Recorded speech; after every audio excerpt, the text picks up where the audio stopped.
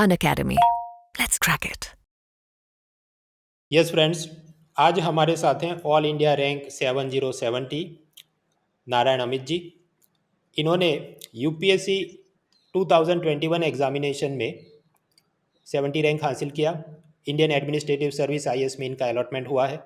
कुछ ही दिनों में उनकी ट्रेनिंग शुरू होने वाली है, लेकिन उससे पहले हमने सोचा एक बार उनसे मिलके सब स्ट्रेटेजी टिप्स ले लेते हैं।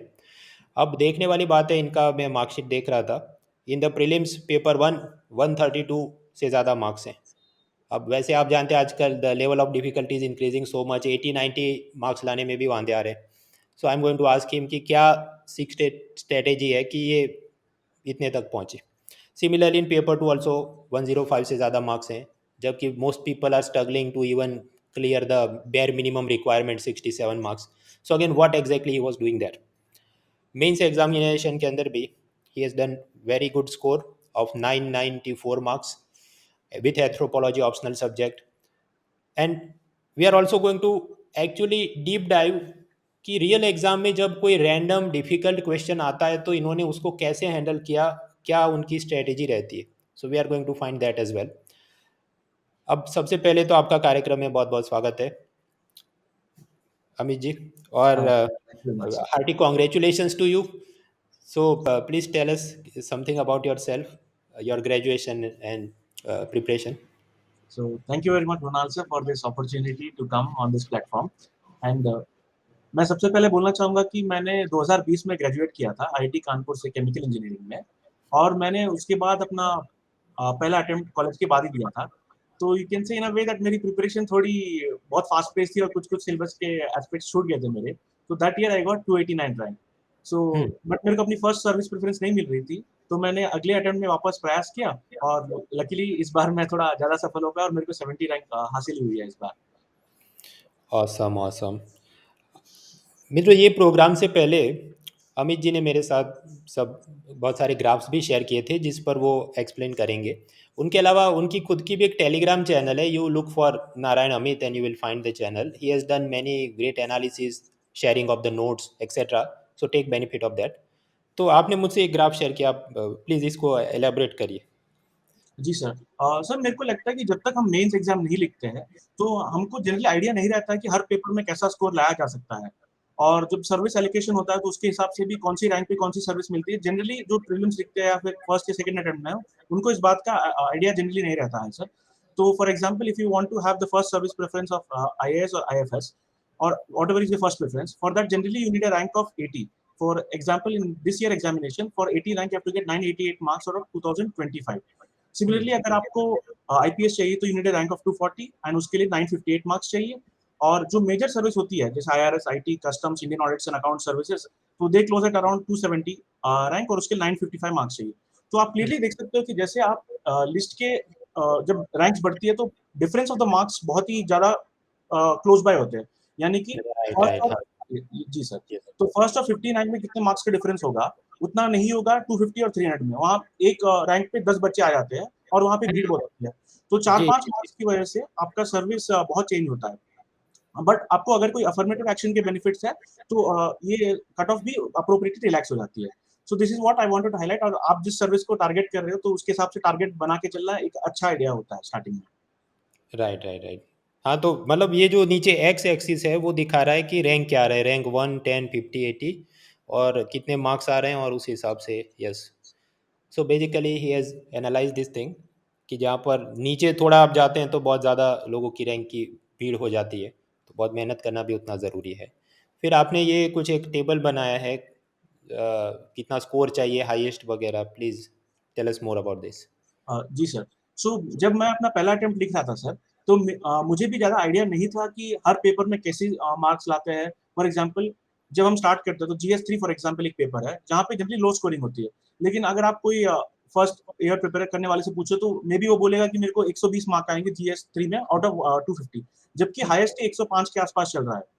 एक और बात है कि sir to get the first preferred service ऐसा जरूरी नहीं है कि आप हर पेपर में टॉपर जैसे नंबर लेके आए। अगर आप हर पेपर में एवरेज और कुछ पेपर में अबव एवरेज भी लेके आए और अपने ऑप्शनल और कुछ स्कोरिंग पेपर्स में अच्छा करें, then also you will be much above what the average score is. Because हर पेपर में अच्छे मार्क्स लाना बहुत मुश्किल होता है और इतनी वैरायटी ऑफ सब्जेक्ट्स होती है कि हर आदमी हर पेपर में अच्छे नंबर नहीं ला पाता है। सो इन दैट कंटेक्स्ट सर, मैंने ये थोड़ा एक्सेल पे बनाया था कि मैंने बहुत सारे मार्कशीट देखे थे इस साल के टॉपर्स के, और पिछले साल के भी मैं था, तो मेरे को आइडिया था। तो उसके हिसाब से सर मैंने हर पेपर में what is the first preference level score और what is the highest score का एक टेबल बनाया। फॉर एग्जांपल सर, ऐसे इस बार आपको जैसे पता है कि सर फिलोसफिकल एसेस थे और बच्चों को लिखने में बहुत मुश्किल लग रहा था कंपेयर टू प्रीवियस ईयर्स। सो इस बार ऐसे के मार्क्स बहुत ही ड्रॉप हो गए सर, और the highest is around 145 to the best of my knowledge. इसमें 19-20 का फर्क हो सकता है sir, but the Right. Conclusion remains broadly same. So for example, most of the people whose rank is under 100, their essay scores are 120. 120 is a reasonable score sir, क्योंकि ऐसे में थोड़ी एम्बिग्यूटी होती है। आप आंसर लिखते हो, एग्जामिनर को उस पॉइंट ऑफ व्यू से पसंद नहीं आ रहा है, तो मार्क्स अप डाउन हो सकते हैं। But generally people in the top 100 rank, they have gotten a score of around 120. If you get 125, 130, it is very much possible, और ये बहुत अच्छी बात, तो आपके लिए वो बोनस हो गया। जैसे अभी जीएस में आते हैं सर, तो जीएस 1 में which is the history, geography and society, यहाँ पे जनरली जो टॉप 100 रैंकर्स है उनके मार्क्स 105 के आसपास है सर। तो and the highest is around 120. So similarly, if you go to GS2 sir, it is 110. GS3 the marking is much more strict, and many people sir, they struggle to get around 75 also in the paper. I have seen many people in top 200 rank also getting 74, 78, such kind of marks.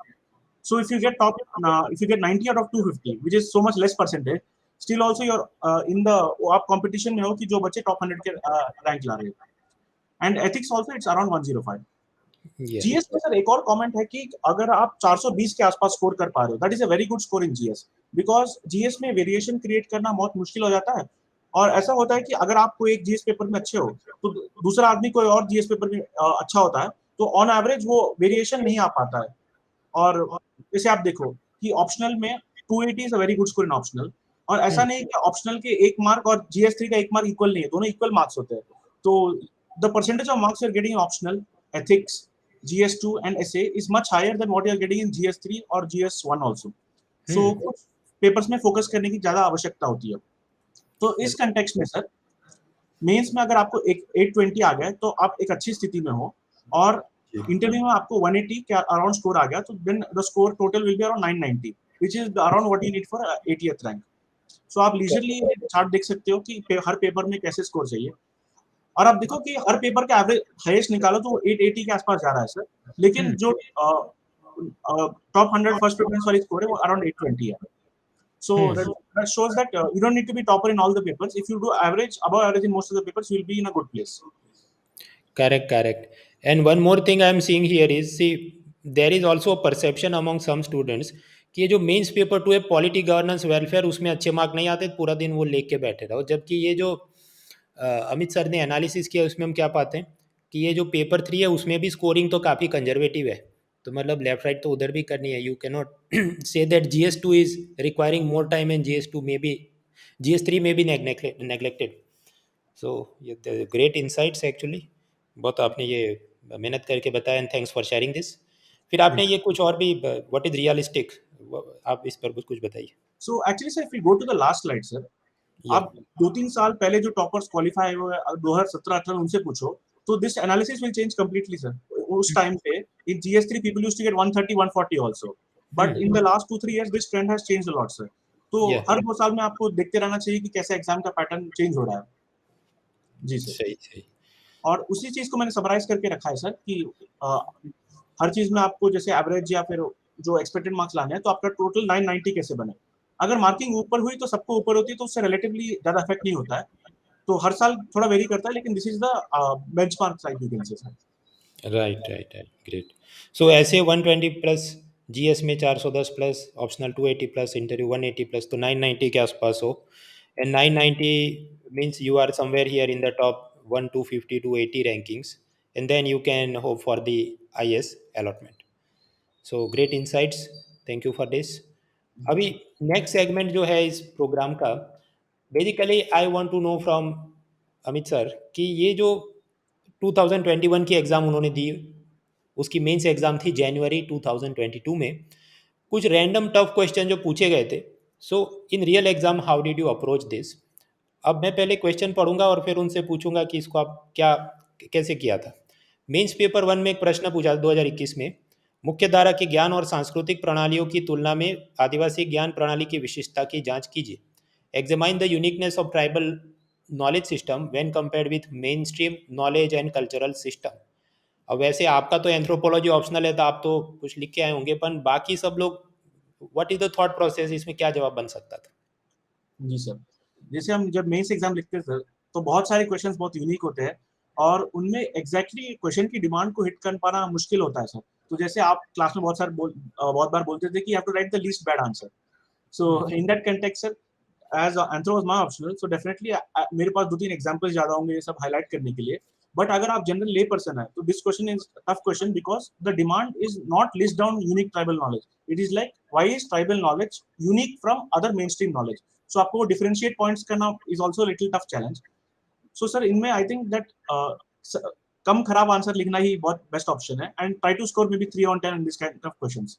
So you must अगर आपको 2-3 tribe के examples मालूम है कि वो एकदम environment पे depend करते हैं उनकी लाइवलीहुड के लिए, तो that is in sync with the environment बहुत होता है और they do not harm the animals and other, they worship in the very good manner. So such kind of 2-3 examples you have to put sir and try to frame a decent answer sir, and scoring 3 on 10 is my suggestion for this question sir.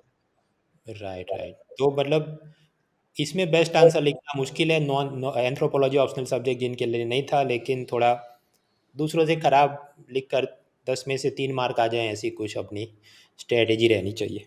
Yes. वैसे where exactly would we find the answer as a general study student? Anthropology की तो books होगी, इसकी क्या होगी? Nothing.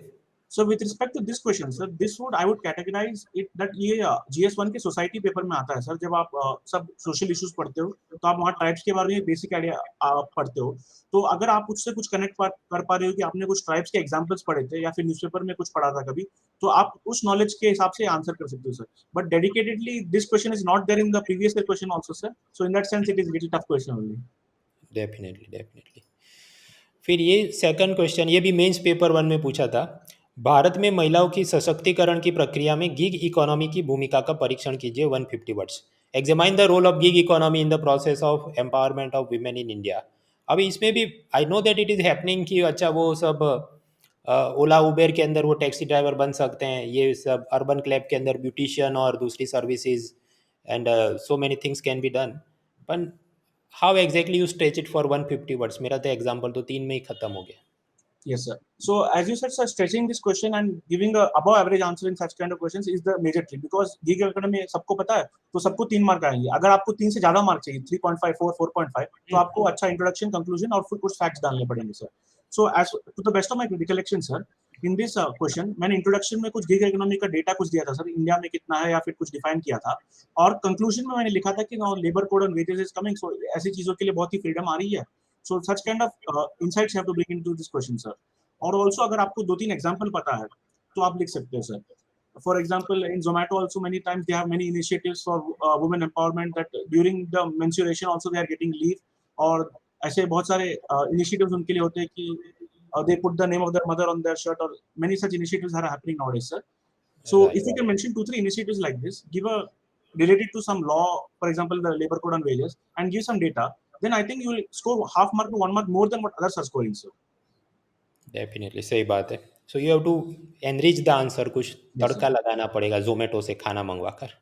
जी sir. फिर ये question, this is Himalaya क्षेत्र और पश्चिमी घाटों में भूस्खलन के विभिन्न कारणों का अंतर स्पष्ट कीजिए।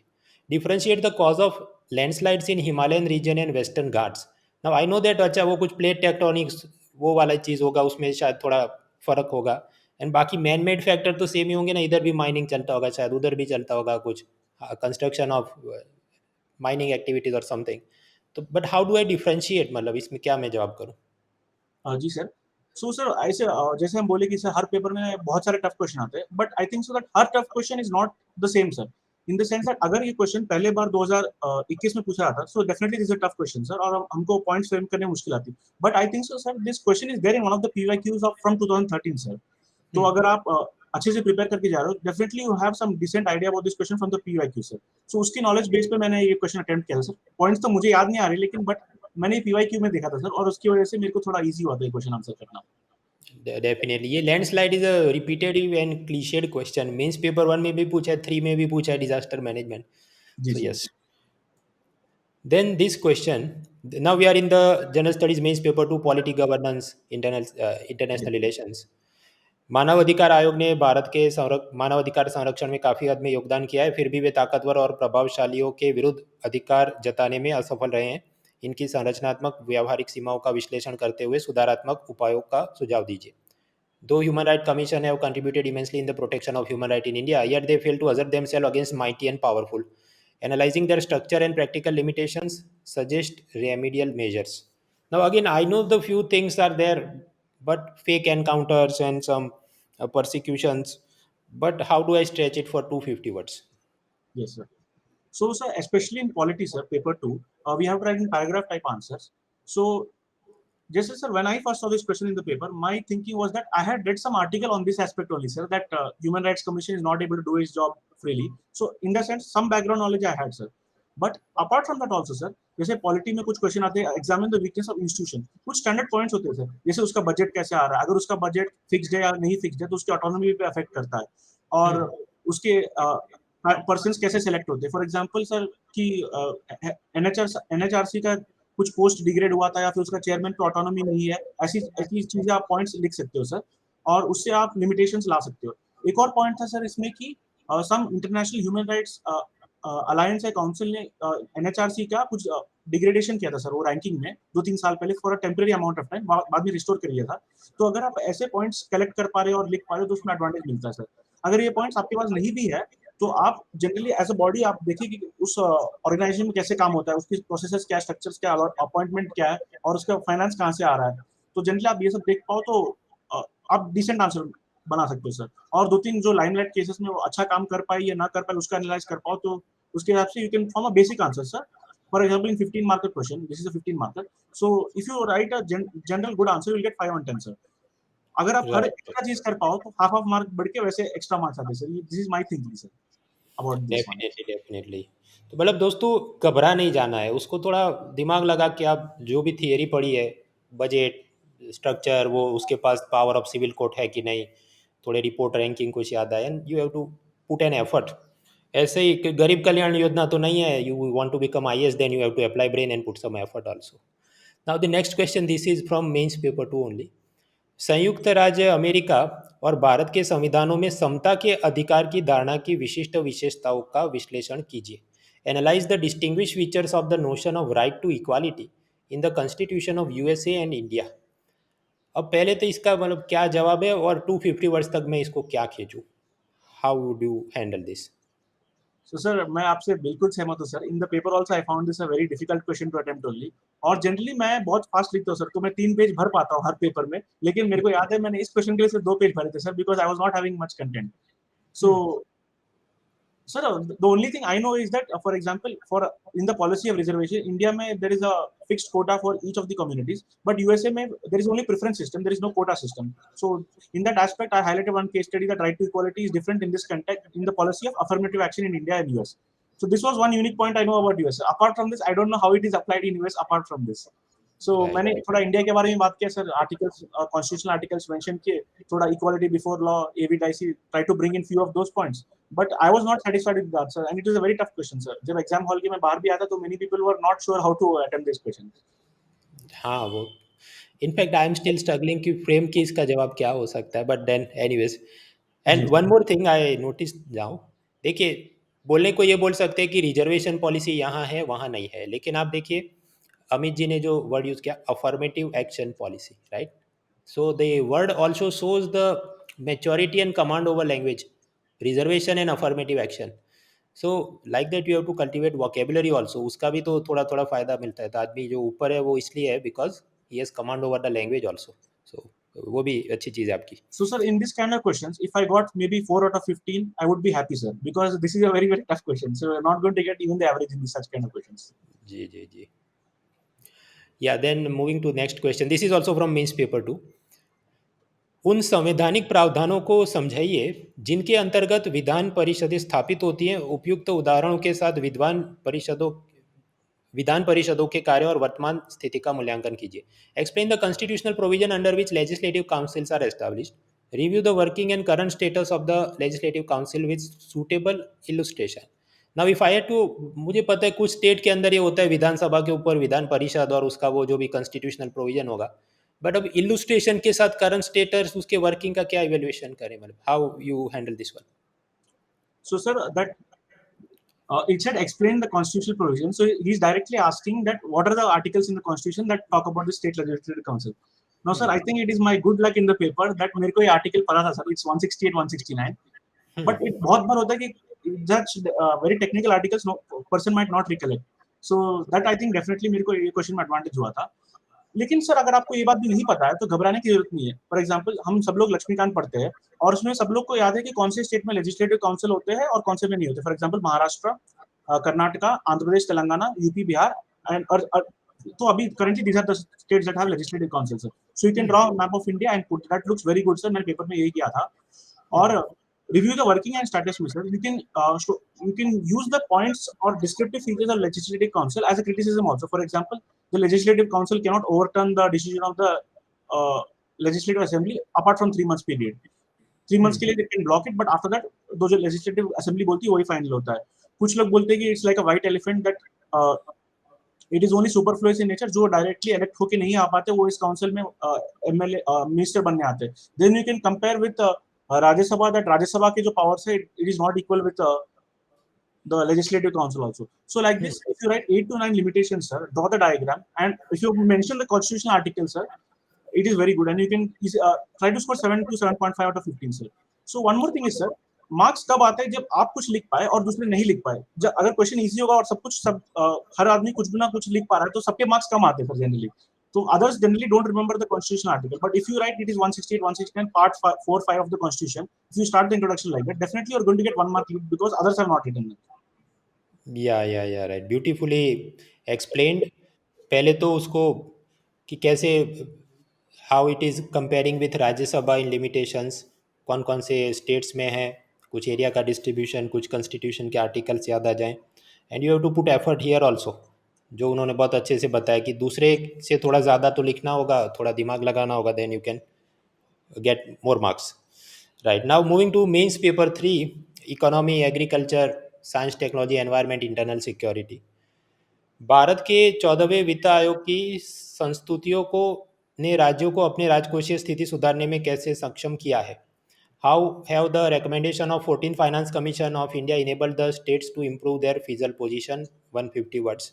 अब क्योंकि 15th finance commission was the latest hot and happening item, तो हम तो वो सब पढ़ के गए थे, ये तो पढ़ा ही नहीं था. तो how did you handle this one? Of course maximum one can remember some 42% and area geography distribution, some पैसा for panchayati raj, but what to write in 150 words? So sir, as you know sir, ये 10 mark question था और GS2 paper में 10 mark question लिखने के लिए हमको 7 minutes मिलते हैं. तो I think this was the second और third question in the paper sir. तो मैंने क्वेश्चन पढ़ा था तो my thinking at least 30-40 seconds I was just looking at the question. Is asking 14 finance commission, 15 finance commission. तो मन में वो दुविधा रहती है सर. एक्चुअली सर जब आदमी पेपर लिखता है the thinking is completely different. जब बाहर आके पेपर देखो, बाहर आने में सब कुछ क्लैरिटी लगती है. सो इसको बोलते हैं कि हाइंडसाइट विजन इज 2020, एकदम परफेक्टली क्लियर दिखता है. लेकिन पेपर में आदमी को डर लगता है, लिखूं तो 15 लिखूं या 14 लिखूं. मेरे को तो सिर्फ 15 का पड़ा है. और सर हम सबको पता है कि 15 के चेयरमैन थे एनके सिंह, लेकिन 14 के चेयरमैन कौन थे? I think it's YV Reddy sir. लेकिन मेरे को पेपर में ये बात याद नहीं आ रही थी ठीक से. तो मेरा एक 7 में से 1 मिनट इसी में चला गया था sir. But then we know that the almost the division of the devolution horizontal and vertical is almost the same between 14 and 15. मेरे को रफली आइडिया था सर. और 14 में सबसे बड़ी बात थी कि 36 से 42% तक the vertical devolution was change sir. It was the biggest thing about the finance commission. So ऐसे क्वेश्चंस में sir the introduction must be very strong. So for if you start that article 280 of the constitution deals with the finance commission और आप उसका कौन से part में, if you start like this then give the horizontal and vertical devolutions. If any what are the types of grants given in the for the local bodies post revenue deficit natural disaster grants, आप ये सब mention कर पाओ. So इसमें facts तो थोड़ी है sir अपन के पास कि what is the percentage of devolution और what is that horizontal devolution. उसके अलावा हम सब we have to make a patchwork answer that only sir, because most of the people have studied for 15 finance commission. So getting a score of 3 on 10 I think is good in this question sir. Correct. So patchwork answer one has to assemble, and this is actually also testing your how you handle yourself in this type of stress, because in real IS job also you have to handle many things where you don't have the immediate answer or solution.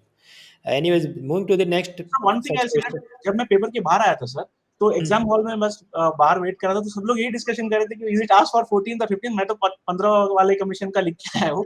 So that was the major discussion going on outside the hall. Yeah. But I think so, sir, that you have to be cool in the exam hall. Many bouncers are there, like even this question, sir. जब मैंने paper 3 का ये पहला question था sir, और जब पहला question पूछते तो रिस्क लेना बहुत he is very very dangerous, because examiner का एक माइंडसेट बन जाता है पहले क्वेश्चन से चेक करता है. तो for Hmm. Example sir, this question I had no idea at all sir that 2015 में चेंज Yeah. हो रहा है कैलकुलेशन. हाँ, so the next question is, Bharat की सकल घरेलू उत्पाद जीडीपी के वर्ष 2015 के पूर्व तथा वर्ष 2015 के पश्चात परिकलन विधि में अंतर की व्याख्या कीजिए. एक तो मित्रों, the Hindi translation they give in the question paper is so cumbersome, वो समझ ही ना ये क्या पूछने चाहते हैं. फिर इंग्लिश पढ़ो तो पता. अच्छा, explain the difference between computing methodology of India's gross domestic product before year 2015 and after. And observe this, 2015 की न्यूज़ उन्होंने पूछी 2021, और ये मेंस 2021 हुआ था जनवरी 2022 में, आफ्टर 6 years. तो इतना तो क्या ही याद होगा, मतलब how did you handle this one? So sir this is a very tough question and since it is coming paper के पहले आ रहा है, तो अगर आप इसमें कुछ ब्लफ करें या फिर अच्छे से नहीं लिख पाए तो that sends a very negative impression to the examiner sir. So मैंने प्रिपरेशन स्टार्ट की 2020 से sir, and this was by that time a very faded issue. और पीवाईक्यू में भी इसका पूछने का कोई ट्रेंड नहीं है sir, this is completely out of the random, it has come. So ना मेरे को कोई आइडिया था कि कुछ क्या डिफरेंस होता है जीडीपी में पहले और इसमें कैलकुलेशन में. तो मैंने सर सिर्फ जीडी का एक दो लाइन जीडीपी अच्छे से डिफाइन किया, एक दो लाइन लिखा, और मैंने सिंपली पूरा क्वेश्चन छोड़ दिया sir. So out of 2 pages, maybe I wrote 1/4 or 1/3 of the first page only, because it is very risky taking such guess sir. आप गलत लिखो, आप कुछ और लिखो जो, और इसमें एकदम टेक्निकल पॉइंट्स है sir. It is not something you can even guess in the exam hall and get right. उसका कुछ बेस शिफ्ट किया और the way of the tax add हो रहा है कि नहीं हो रहा है, that I literally check sir, that is all very technical stuff only. So in this aspect sir, I think not taking risk is it is a very random bomb sir, as you have mentioned correctly. Yes. तो दोस्तों, अमित जी हमें ये कह रहे हैं कि ये वाले क्वेश्चन में उन्होंने थोड़ा ही लिखा और फिर छोड़ दिया, क्योंकि तुकबाजी और गपबाजी मारते तो उसके चलते इंप्रेशन खराब होती, और बाकी के क्वेश्चन जो चेक करा था इवेल्युएटर, शायद उनको अच्छे मार्क ना मिलते. क्योंकि आई थिंक दिस इज क्वेश्चन 8, मतलब ये सीक्वेंस में 8 नंबर में शायद होगा, तो बाकी के 12 क्वेश्चन जो देखे जा रहे हैं, there also you may be जज harshly if you make some unnecessary bluffs. एक पेपर 3 में ये पहला क्वेश्चन था सर. पहला क्वेश्चन था, ओके. Yes sir. या this may be some bullet numbering problem, no Yes. Problem. आगे बढ़ते हैं. In the same mains paper 3, फसल विविधता के सक्षम मौजूदा चुनौतियां क्या हैं, समक्ष मौजूदा चुनौतियां क्या हैं, उभरती प्रौद्योगिकियां फसल विविधता के लिए किस प्रकार अवसर प्रदान करती है, what is the present challenges before crop diversification, how emerging technologies provide opportunity for crop diversification, 250 words. अभी क्रॉप डाइवर्सिफिकेशन, आई नो वो शुगर केन और राइस और वीट बहुत ज़्यादा उगाते हैं क्योंकि MSP is favourable, cobweb phenomena है, इसलिए पल्सिस का ऊपर नीचे चलते रहता है. आई नो दैट. बट यहाँ पूछा emerging technology provide opportunity for crop diversification, ये मतलब how do I make it for 250 words, क्या जवाब करूँ इसका? So, sir, this is in paper, this is a question from science and technology, sir. And generally, people don't have very specific content for science and tech questions. They try to, whatever the knowledge उनको prelims में मिला है, they try to use it for the mains examination, sir. So मैंने भी ऐसा कुछ किया था. I also started with this, that the major challenge to crop diversification is the MSP angle, और उसकी वजह से पूरा market distort होता है, all the farmers they उसमें वाटर टेबल का लॉस होता है, बहुत सारी दिक्कतें आती है. तो जस्ट एलाबोरेटेड, और मैंने कॉप वेब फिनोमेना भी लिखा था सर, क्योंकि मैंने आपके क्लास देखे थे तो उसमें आपने मेंशन किया था, एंड इकोनॉमिक सर्वे के 2-3 पॉइंट्स मैंने हाईलाइट किए थे. With regard to emerging technologies sir, like I am not able to recollect exactly now sir, but मैंने 2-3 लिखे थे sir, specially that genetic crops they provide an opportunity for crop diversification because वो resistant होते हैं the climatic change. लेकिन sir to expand that point sir, फिर मैं उसके थोड़े limitations भी लिखता था sir, that the GEAC Council under the EPA Act of 1986 also says that many challenges are there for approving these crops. So and 2-3 agricultural technologies if we can mention sir, that for example that tensiometer use is there, or that vertical farming is there, or that hydroponics are there. If such 2-3 buzzwords if you can use sir and try to connect it with crop diversification, I think you will write a better answer than others sir, because I am not from agriculture option. मैंने कुरुक्षेत्र भी ज़्यादा नहीं पढ़ा हुआ है, so that's why it was a little tough question only I think sir, but I was able to manage above average answer I felt. Right. So धीरे से सोचने बैठो तो कुछ कुछ दिमाग में आ जाता है कि फॉर एग्जांपल ये vertical farming, hydroponics, some other GM technology, so that can help you grow some new variety of crops at cheaper cost, some more yield etc. तो शांति से अपने पास ये आपने वो सही वो बोला, एग्जाम हॉल के बाहर आके 2020 हिंडसाइड में सब कुछ थोड़ा तो आसान लगता ही है, but in real exam it tests your patience. Now this I think was the most difficult question when I was solving the paper at home. ये लंबा लंबा पूछा है कुल मिलाकर, global air quality guidelines recently released by World Health Organization, how they are different from the last update in 2005, and what changes are required in India's national program to achieve these revised standards. So what did you do this? So sir, I think this ये आपने सही बोला, this was very tough question and the demand of the question is also very specific, that 2005 में क्या था और अभी जो चेंज हुआ उसमें फर्क करके अच्छे से कंपेयर करके बताइए. तो sir we don't even know what is the criteria that PM10 कितना होना चाहिए, PM2.5 कितना होना चाहिए, that also people don't have much idea. मेरे को भी नहीं था पेपर में. तो you can just start about World Health that I started something. मैंने इसमें एक ही पेज लिखा था 2 पेज में, और you can just mention what are the pollutants there.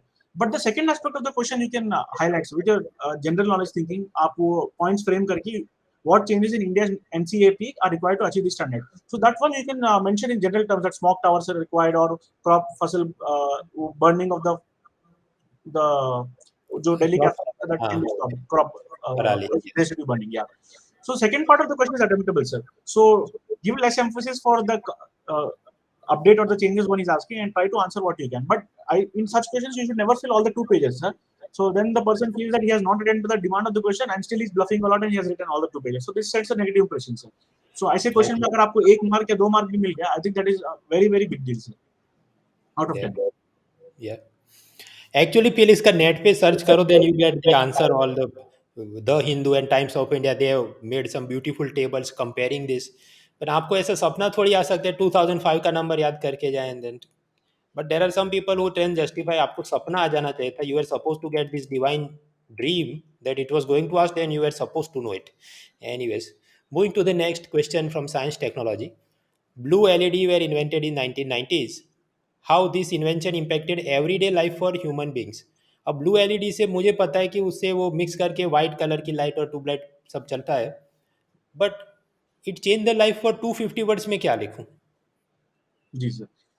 So sir, this question, the immediate striking point was that I had known one point that sir blue LED बनाना बहुत मुश्किल काम, इसलिए इसको शायद नोबेल प्राइज भी मिला है कि जब हम RGB वो पिक्सल के बारे में सोचते हैं तो उसमें रेड ग्रीन ब्लैक होता है लेकिन उसमें ब्लू नहीं होता है. तो क्लियरली मेरे को लगा था कि सर ब्लू LED बनाना बहुत मुश्किल होता है, इसलिए इनको नोबेल प्राइज मिला है. तो I started with what is LED. और सर जनरली आप इंजीनियरिंग बैकग्राउंड से तो आपको आइडिया होता है कि एलईडी में एक स्ट्रक्चर होता है कि वो फोटोन कैसे जंप करके वो क्रिस्टल लैटिस में अफेक्ट करता है. तो मेरे को एग्जैक्टली एलईडी के बारे में नहीं पता, तो मैंने ये कुछ डायग्राम बनाया था, but otherwise it's a tough question sir. और इसके यूजेस के प्रकार में मेरे को लगा था कि sir in special for example some special uses might be there in the sense that medicine में यूज हो सकता है, या फिर सम जहाँ पे बहुत ही एनिमल्स को स्टन नहीं करना, क्योंकि ब्लू लाइट बहुत ही एम्बिएंट होता है, उसमें एनिमल्स स्टन नहीं होते, तो ऐसे कुछ यूजेस में एप्लीकेबल हो सकता है. तो मैंने 6-7 जेनेरिक पॉइंट्स लिखे थे एलईडीज के ऊपर, not specially on blue LEDs, और मैंने 2 पेज में आंसर कंप्लीट किया था, 3 pages. But this is a very tough question sir, and ऐसा कोई ट्रेंड नहीं है पहले पूछने का, और पेपर में it is actually sir for all questions the time you save here, आप दूसरे क्वेश्चन में कुछ नॉन क्वेश्चन में लगा के आप ज्यादा मार्क्स लेके आ सकते हैं sir. Absolutely. And this Nobel was given in the year 2014 and they are asking about it in 2021, 7 साल बाद, और वो एग्जाम तो 2022 में हुई, 8 साल बाद. Very difficult. But anyways I appreciate your honesty. कुछ टॉपर से ऐसे होते हैं कि नहीं मेरे को तो सपना आ गया था और मैं तो बहुत it is not like that.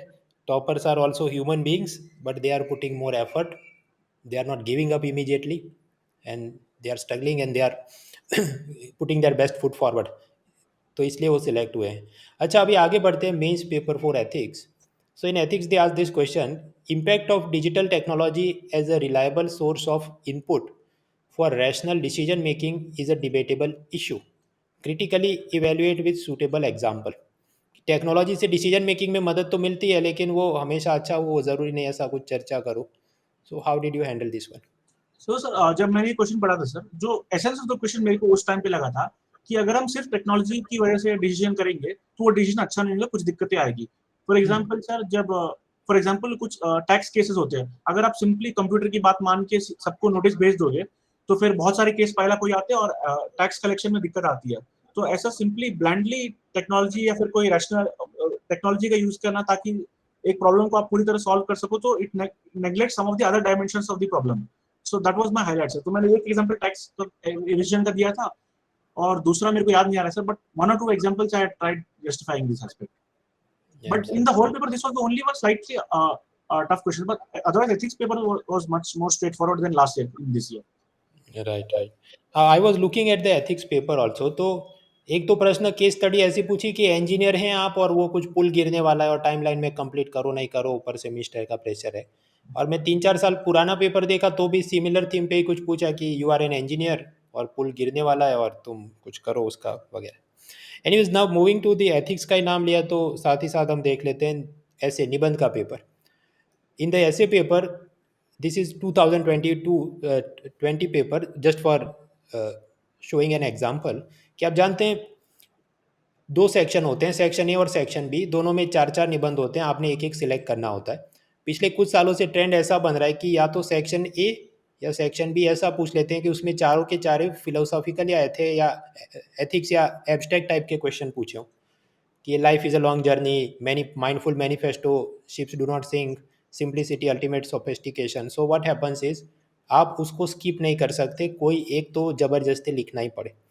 और ऐसा ही हम अगर ये 2021 का पेपर देखें, उसमें 8 जो भी टॉपिक्स थे, pretty much all of them were related to such ethics, abstract and philosophical things। जो लोग ये वीडियो देखने वाले हैं, first of all I would suggest them कि आप ये वीडियो इधर पॉज कर लेना, 8 आराम से पढ़ना। फिर मैं अब अमित जी को पूछता हूँ कि आपने कौन से इसमें से अटेम्प्ट किए थे और क्या थॉट प्रोसेस थी, क्या आर्ग्यूमेंट्स थे आपके? जी सर। तो सर ये फर्स्ट पेपर होता है ऐसे, और फ्राइडे को होता है sir, just before the general studies paper. तो as soon as I got the paper sir, मैंने पहला सेक्शन देखा तो सब चारों फिलोसफिकल थे। मैंने सोचा दूसरे सेक्शन में कुछ कॉन्क्रीट टॉपिक्स होंगे, लेकिन दूसरे सेक्शन में भी सब एब्स्ट्रैक्ट टॉपिक्स थे सर। लेकिन मेरे को लग रहा था कि सर कुछ ना कुछ एब्स्ट्रैक्ट टॉपिक्स पे लिखने का एम्फेसिस हो रहा था, तो आई वाज नॉट कंप्लीटली एकदम स्टन नहीं हुआ था सर। तो with regard to philosophical topics, I think there are two kind of people. So one person is that वो आपको, आप किसी को philosophical topic दोगे तो वो कुछ 12-13 पेज लिख पाएगा उस पे। अगर आपकी ऐसी position है sir, then I think there is not much need to worry, because generally nobody is able to hit the nail on the head, or you have to expand the topic in all directions और लिखना पड़ता है। But if you are not able to think in an abstract manner that आप 15-16 dimensions निकाल पाओ एक statement के, then I think so sir that आज के ज़माने में sir there is no secret। अगर आप सिर्फ YouTube पे जाके गूगल करो how to write philosophical essays, you will get more than 10-15 videos of 2-3 hours length how to write philosophical essays. अगर आप 4-5 वीडियो देख लो और उसके बाद 5-6 ऐसे प्रैक्टिस कर लो, एक बेसिक लेवल आपका तैयार हो जाएगा सर कि आप फिलोसफिकल ऐसे कैसे लिख पाओ। 1990 में जब तैयारी होती थी यूपीएससी की, तो इन दिल्ली ओनली और 4-5 एलिट कॉलेजेस में आपको पता होता था कौन सी बुक पढ़नी है। बट आज ऐसा नहीं है sir, exam is much more democratic that आप गूगल करो तो आपको सब, there is no secret sir actually right now. So अगर आप ऐसी बेसिक अमाउंट ऑफ मेहनत करो तो आप एक रीजनेबल पोजीशन में हो जाओगे। फिर अलग से मेहनत चाहिए सर कि आप quotes, quotations etcetera, anecdote, stories वो सब कलेक्ट करो। एक्चुअली सर उसमें भी बहुत आसानी इस सेंस में हो गई है कि बहुत सारे पहले के टॉपर ने टेलीग्राम में ऑलरेडी ये सब करके रख दिया है सर। सो अगर आप उनका मटेरियल भी उठा के आप अपने नोट्स में कन्वर्ट कर लो तो that is also very helpful sir. So ऐसे मेरे को लग रहा है सर अगले साल में एक स्टेटमेंट भी ना दे, ऐसा हो सकता है कि एक ही वर्ड दे और उस पे आपको ऐसे लिखने को बोले। फॉर एग्जांपल जी प्लीज टेल। तो मे बी नथिंग एक वर्ड और उस पे आपको 12 पेज का नथिंगनेस पे I would not be surprised if they do that। So yes, so yes, मित्रों, अमित जी का ये कहना है कि आप YouTube पे जाइए और बहुत सारे ऐसे वीडियोस बनाए गए हैं, आराम से सुनो, थोड़ी आपकी वो स्ट्रेंथ बढ़ेगी, वोकेबुलरी, आर्गुमेंट स्किल। टेलीग्राम पे जाओ, टॉपर्स ने जो बहुत सारे ऐसे चीज़ों पर अपने थॉट्स शेयर किए हैं उसे आप देखिए and try to make it. अच्छा, आपने कौन से 2 इसमें से अटेम्प्ट किए थे?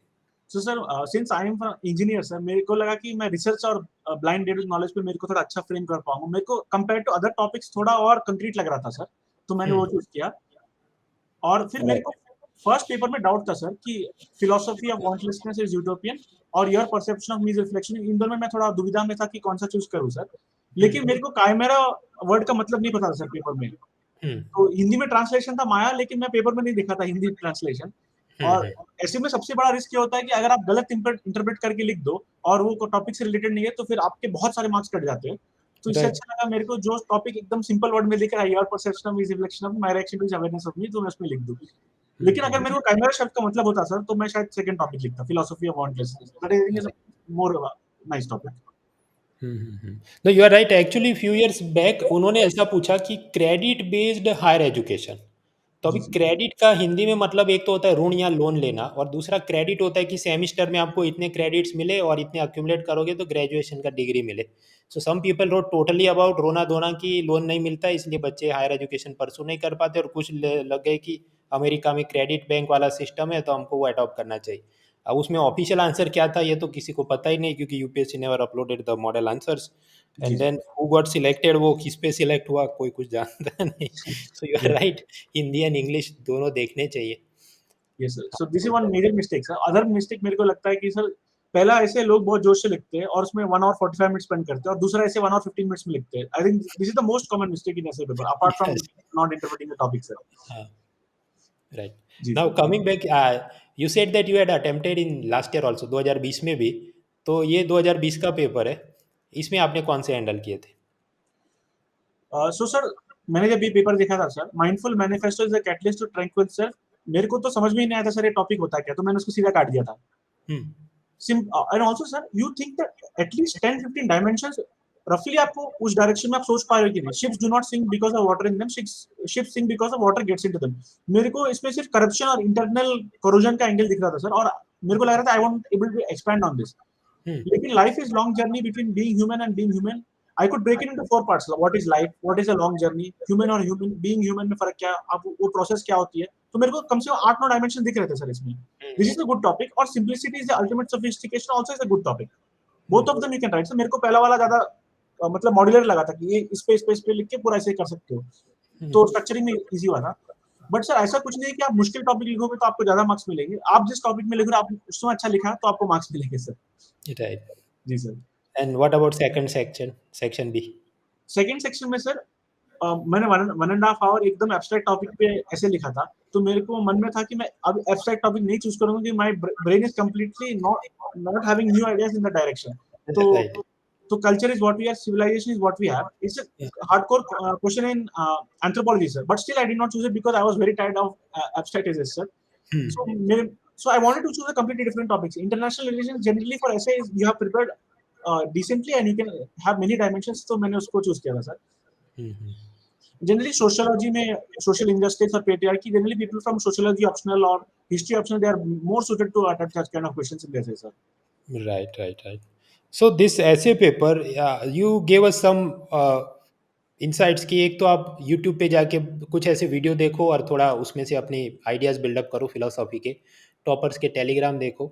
These are few parts. इसके अलावा what else, what other sources you used for preparation of the essay paper? So sir with regard to essay paper sir, ये ऐसा पेपर है आप कम मेहनत करके बहुत सारे मार्क्स ला सकते हो सर। तो apart from the mention sources sir, आप कम से कम 8-9 अलग-अलग टॉपर्स के ऐसे पढ़िए सर, उन्होंने किस वे में अटेम्प्ट किया। अगर आप ये करो और उसके बाद 5-6 ऐसे लिखो, then you will be in a very good position of completing the syllabus of the essay. And I don't think there is any need to go for any bulky manual sir, essay की बड़ी-बड़ी books ऐसी जरूरत नहीं है।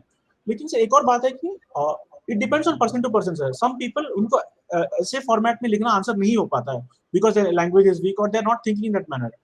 So sir in this context they can definitely take coaching sir if they need for essay. So when whichever aspect of the exam you are weak in that you can take coaching. No need to take entire coaching, but जब आपको दिक्कत हो रही है, for example कुछ लोगों को CSAT में दिक्कत होती है, then definitely you should not shy away from taking help sir. That would be my major suggestion. Yeah. Now, similarly with essay paper, let me take the opportunity to ask you, ये ethics के paper में आपने क्या पढ़ाई की थी? Books, resources कैसे आप किया? ethics. So with regard to ethics paper sir, I think the best source for the ethics paper is the previous year questions from 2013 sir. और मैंने आपके चैनल mrunal.org पे जाके वो डाउनलोड किए थे सर, और मैंने सब क्वेश्चन सॉल्व किए थे।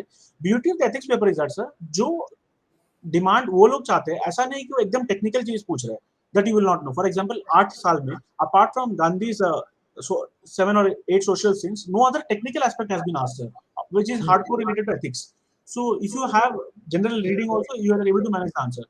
एक और बात है कि सर जो concepts है, every year the concepts are getting repeated. So for example, एक साल conflict of interest पूछेगा तो अगले साल crisis of conscience पूछेगा, फिर voice of conscience पूछेगा, तो ऐसे concepts recycle होते रहते हैं sir.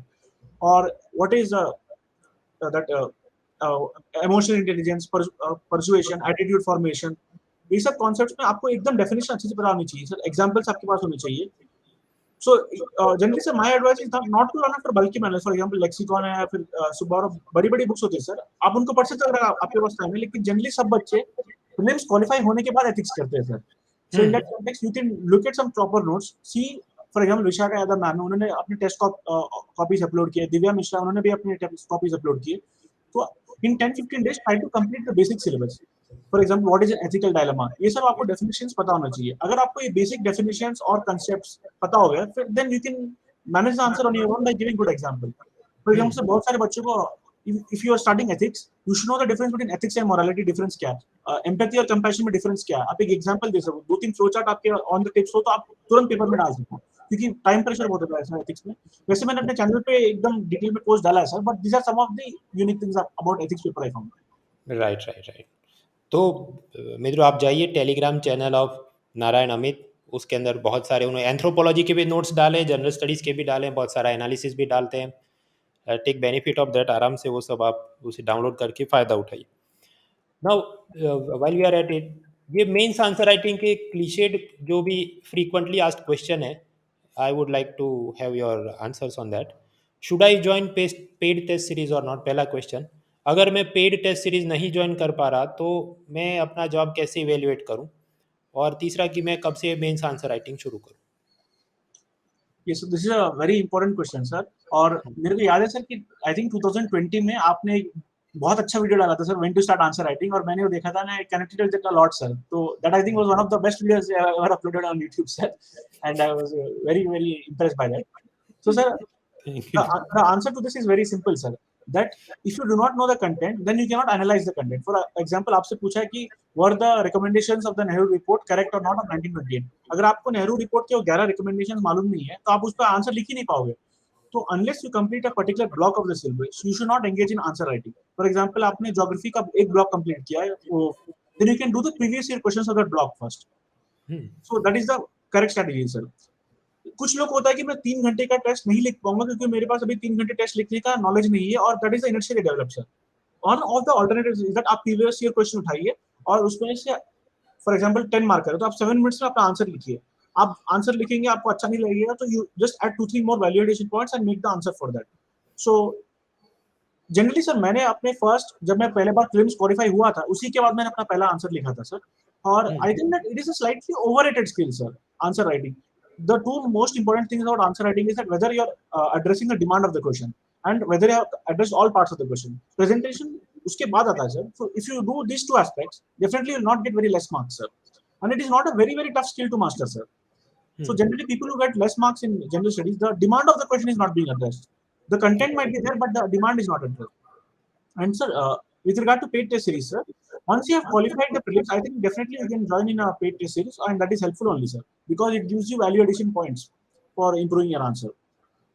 But if you're not able to having the paid test series, if you can do the previous year questions, once you have solved the previous year question, just try to add 2-3 unique points for each answer.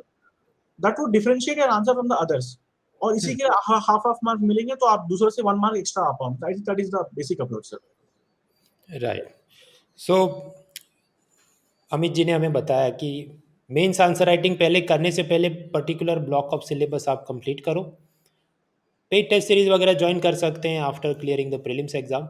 नहीं कर सकते तो भी previous year questions आप देखिए. फिर उन्होंने अलग अलग टॉपर्स के वो टेलीग्राम चैनल बताए. Could you repeat the names of those toppers? आप कुछ बोल रहे थे. जी sir. So sir, in ethics I had mentioned about Vishakha Yadav sir. She had gotten 162 marks I think in 2019 sir in ethics. So Vishakha 2019. yes, Vishakha. Okay. फिर and उनके आप answers देखोगे आपको एक अच्छा आइडिया मिलेगा sir. And sir I think one of the philosophy is that दुनिया में सर इनोवेट करने की जरूरत कम पड़ती है. अगर आप द बेस्ट पर्सन उस फील्ड में जो है उनका 70-80% भी अचीव कर पाओ, then also will be in a very good place sir. तो आप जो मैम करिए, उनकी इनोवेशन देखिए, उनके आंसर राइटिंग स्टाइल देखिए, आप उसका 70-80% भी कर पाओ तो then also you will get very good marks in ethics. Similarly, Divya Mishra ma'am is there in 2020. and she had gotten 134 marks, I think, which was the highest that year also. So आप उनके ये सब देखिए. दिव्या, और could you repeat the name? जी दिव्या मिश्रा. दिव्या मिश्रा. जी sir. Okay, Divya Mishra. Vishakha Divya Mishra. Yadav. Okay. And sir, there is also a very nice Telegram channel called Interview Transcripts 2021, sir. So all the people who got selected, almost 70 to 80 people, have formed Telegram channels on that group, sir. And you can join the link of the group. So इसमें advantage क्या था, sir? कि for example, you can see the all toppers need not be good in all aspects of the examination. तो हर for example GS1 में एक topper के बहुत अच्छे marks होते थे. Then you can follow their strategy for GS1. What is the good thing they have done? कुछ के prelims में बहुत अच्छे marks होते हैं, कुछ के optional में बहुत सारे अच्छे marks हो सकते हैं. So you can selectively follow each of the topper channel for the specialization they have. सही. Now I would make a request to you. आप ये जो अच्छे अच्छे टेलीग्राम चैनल आपने बताए, तो आप अपने टेलीग्राम पे एक आध बार फिर से वो लिंक लिस्ट डाल देना, और फिर वो मैं अपने टेलीग्राम में भी आपका वो है वो फॉरवर्ड कर दूंगा, so that people can know Sir. कि कौन कौन सी जगह पर ये सब लोग हैं. And this is completely free of cost, sir. Her Yeah. topper उसके altruism और to help the community only done. So it is completely free of cost. No need to pay anyone anything for this, sir. Right right right ना, सही बात है. There are some really good toppers की वो बहुत अच्छा कल्याण का काम कर रहे हैं. There are some people bless said is better. तो मैं देखता हूँ इनके टेलीग्राम को भी, नारायण अमित का भी टेलीग्राम आप देखो, बहुत उन्होंने सब शेयर किया है. Take benefit of that. मैं तो जहाँ तक ये सब मीन्स है उसके भी मॉडल आंसर की मैं फ्री क्लासेस लेते रहता हूँ. Special classes means basically free classes. वहाँ पर आप जाइए. 2019, 2021 के मॉडल आंसर की बहुत सारे मैंने चीज़ें बनाई हैं. Of course but in my model answer वो तो घर पे बैठ के तो आराम से आदमी सर्च करके अच्छे अच्छे बना सकता है. बट इन रियल क्वेश्चन हमने अभी देखा इनके साथ कि ये सब करना मुश्किल है. ये मुझे भी आंख में पानी आ गया था ये वर्ल्ड हेल्थ ऑर्गेनाइजेशन का एयर क्वालिटी और 2015 का जीडीपी कैलकुलेशन करते हुए. But yes, you can take benefit. ये तो फ्री वाली चीज़ है, did not pay for it. जहाँ तक ये अनअकैडमी प्लस सब्सक्रिप्शन है, उसके अंदर भी अब mains test series it's part of it, so you don't have to pay extra for it. आप जो सब्सक्रिप्शन लेते हैं प्लस का, उसी के अंदर आपको मेंस के भी सारे क्वेश्चंस आप दे सकते हैं. टेस्ट सेक्शन में जाइए, पेपर दो, फोटो खींचो, पीडीएफ अपलोड करो, और टीम आपको इवेल्युएट करके जवाब वापस दे देगी, which is part of your subscription. No extra fees for that. हालांकि कुछ लोग अलग से सिर्फ उतना ही लेना चाहे तो मेंस लाइट ऐसा भी एक प्रोडक्ट है. इसके अलावा आने वाले कुछ दिनों में प्रयास नाम की एक ऑफलाइन टेस्ट सीरीज़ भी होने वाली है, जिसकी चीज़ें आपको इस वीडियो के डिस्क्रिप्शन सेक्शन में मिलेगी. So you can take benefit of that also. अब क्योंकि this we were discussing about the mains, मैं चाहता था कि ये वीडियो अलग बने, सो दैट जो अभी मेंस 2022 एग्ज़ाम देने वाले हैं वो, क्योंकि उनको प्रीलिम स्ट्रेटेजी में इतनी दिलचस्पी नहीं होगी, so we are going to make this video and upload it separately. So ये उसका एक जिस्ट था. इसके एंड में अमित जी आप हमें बताएं कि और आप क्या मेंस के बारे में टिप्स देना चाहते हैं, फिर हम दूसरा वीडियो बनाते हैं जिसके अंदर प्रीलिम्स की बात करेंगे. So I think that mains में ही आपका द कंट्रोल जो एग्जाम में है सबसे ज्यादा ऑप्शनल पे कंट्रोल होता है, sir. If you prepare you will not gate bad marks in optional, but other aspects of the exam में कंट्रोल कम होता है. इंटरव्यू में आपका 15 मिनट में कैसे मार्क्स आएंगे डिसाइड हो जाता है. सो आप जितना हो सके मेंस का स्कोर बढ़ाइए, और इंटरव्यू आपका अच्छा गया था और आपको और अच्छी रैंक मिलेगी. So please focus on the optional. बहुत सारे बच्चे ऑप्शनल बिना तैयार किए जाते हैं, स्पेशली वो 3 महीने गैप में they try to do the optional और उनमें उनका स्कोर कम हो जाता है. तो ऑप्शनल में that is the primary suggestion about the mains examination, sir. Other thing is that now completing the paper has become very important because almost 50% of the people are completing the paper, sir. So it is not either speed or quality. It has to be a mixture of both, sir, now. Because it is a competitive examination, and in that context, जो आदमी you are writing what others are not writing, उसमें advantage मिलता है. And you have to complete all parts of the syllabus, sir. For example, कुछ लोग world history में question नहीं आ रहे पिछले 5-6 साल से, बट आप ऐसे सिचुएशन में कम से कम हो जाए कि अगर कोई इजी क्वेश्चन आ रहा है, फॉर एग्जांपल फ्रेंच रेवोल्यूशन के बारे में बताइए या फिर अमेरिकन रेवोल्यूशन के बारे में, आपको इतना आइडिया होना चाहिए. तो अगर आप ये सब कर पाए तो then you will be in a decent position. और जीएस में स्पेशली ट्राई कीजिए that you are not following much behind what is the average of people getting. So if you are getting 400 in GS, I think that is a good score in GS. 420 is about the, और हर 10 mark बढ़ाने के लिए GS में जो progressive मेहनत चाहिए वो बहुत ज्यादा है compare to optional, is my opinion. Right. Absolutely जी. So I was looking at your this marksheet.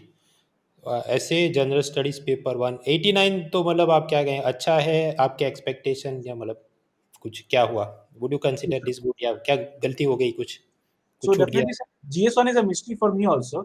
That मेरे पिछले साल भी GS1 में कम आए थे सर, तो इस साल मैंने बहुत सारी मेहनत की GS1 के लिए स्पेशली मैंने बहुत सारे डायग्राम्स ड्रॉ किए थे, लेकिन पता नहीं इस बार भी मार्क्स नहीं आए सर।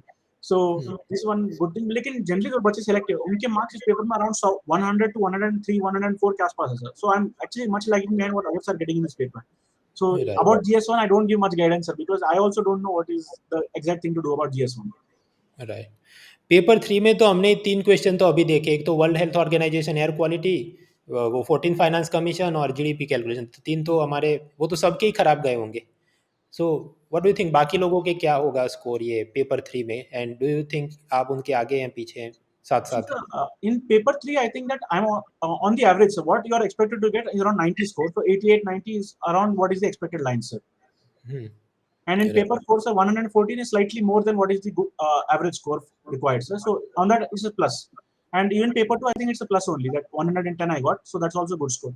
So, अगर आप plus minus ऐसे करना है कि end में अच्छे marks आए, sir. So, if you lose somewhere, you have to gain it somewhere. For example, in optional मेरे बहुत अच्छे आए थे, sir. I was expecting only 285, but मेरे 306 आ गए, which is one of the highest in the optional. So, वो थोड़ा GS का मेरे जो कम marks है उसमें थोड़ा cover हो गया, sir. And interview also is an average kind of score, modest kind of score. Ji. Neither too high, Yeah, neither too low. हाँ Yeah. हाँ। So nowadays, what is the range of marks in interview? I think you have done an analysis here. So 180 is the good range. That is the. So, sir, actually, this is a slight story that, sir, in last year, sir, when I gave the interview last year, there were, I think, so more than 25 to 30 people who scored more than 200 marks, sir. But this year, the interview marking pattern has completely changed, sir, and there are only 3 or 4 people who have got about 200 marks. So, interview का जो marking है, it has fallen drastically this year, sir, compared to the previous. For example, last year I got 187, sir, in interview. This year I got 173. मेरे marks भी गिर गए, तो बहुत सारे लोग के marks गिर गए, sir. So, generally, many people are not happy with their interview marks this year. But I think that so marks गिरने की एक और वजह से थी sir, nowadays the mock guidance is much more available than 3-4 years back. So everyone is giving a very very good and I think similar kind of performance. So maybe उसकी वजह से सबके marks कम हो गए is one possibility sir. That is correct. I think few years back trend was that 190 के ऊपर आए तो ही सिलेक्शन हो, और उसके नीचे तो खराब माना जाता था। अभी तो 180 आए, आप बोल रहे हैं अच्छा है, तो yes I can see that now the mark range is change. नहीं, काफ़ी मेहनत की, I appreciate this, really I appreciate ये जो दिमाग लगाए, क्योंकि see people like me who are doing this analysis, हम वो प्रीलिम का और मेंस का सब एनालिसिस करेंगे, बाकी के मार्क्स का ये रेंज वो ऐसा है कि उसको करो तो कोई यूट्यूब पे व्यू खासा आने वाले नहीं, so we do not put effort. But ये जो है अमित जी ने बहुत मेहनत की है इसमें, आई अप्रिशिएट दिस, ये वो करते रहें आने वाले सालों में भी। अब तो आप सिलेक्ट हो गए, so you don't have to put this analysis, but I would request you to continue doing this every year, and people will benefit from this. और आखिर में मित्रों, मैं आपको बताना चाहूँगा अनअकैडमी का ये प्लस प्लेटफॉर्म, कि जहाँ पर हमें you can think of it like Netflix for civil service and other competitive exam की। एक ही सब्सक्रिप्शन में आपको अलग अलग सब्जेक्ट के सब बड़े बड़े teachers, history, geography, polity, environment, economy के लाइव लेक्चर्स, रिकॉर्डेड लेक्चर्स, पूरी एक्सेस मिल जाती है। क्लासेस लाइव होते हैं, if you can not attend then you can watch the recording also. Mains test series with expert evaluation, ये भी इसका कंपोनेंट एम्बेडेड ही है, इसकी कोई अलग फीस नहीं है। प्रीलिम की टेस्ट सीरीज भी है, प्रिंटेड नोट्स भी मिलते हैं, और आइकॉनिक सब्सक्रिप्शन आप ले तो उसमें आपको मेंटर्स भी असाइन किए जाते हैं जो आपको हैंड होल्डिंग के साथ सारी तैयारी में मदद करते हैं। So this is Unacademy plus, if you are interested इसको ज्वाइन कर सकते हैं। Discount and other offers are also mention in the description, take benefit of that. Once again I congratulate you Amit ji, बहुत हमें आनंद हुआ आपकी सफलता से, और आप आगे भी और कैरियर में बड़े बड़ी तरक्की करते रहें। यंग एज पे सिलेक्शन है, cabinet secretary, chief secretary, some governor of RBI, finance commission, अभी तो 15 है, जो भी 25-26 को आए तब तक, एंड होप कि उसका भी कुछ यूपीएससी में क्वेश्चन आ जाए कि कौन सी ग्रांट उसने दी थी, and they should ask it after some 7-10 years after you have given report, ताकि थोड़ा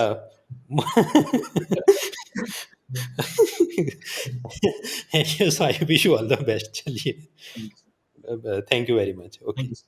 I'll end this session here.